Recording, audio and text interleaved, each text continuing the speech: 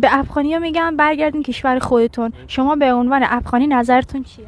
میروم، ولی درختان سبز و بلند کرج، جاده های پاکیزه تهران، خانه های مجلل بالا شهر، نانهای گرمی نانوایی، کفش های راحت و چرمی، پتلون های رنگارنگ و زیبا، همه و همه رنج مرا، یاد مرا، نشان انگشتان مرا، عرق و سرش گرفته از چشمان مرا با خود به یادگار خواهند داشت.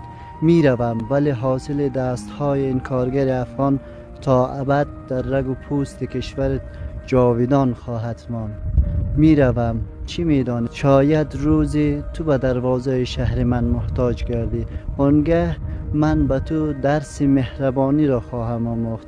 آنگه تو دردی در بدری مرا خواهی چشید. آنگه شاید یک بار برای یک لحظه کوتاه‌تر از یک نفس کشیدن با پشیمانی سرت را در مقابل عدالت وجدانت خم کنی. فقط همون دقیقه قیمت 10 سال رنج مرا با آسانی خواهی پرداخت.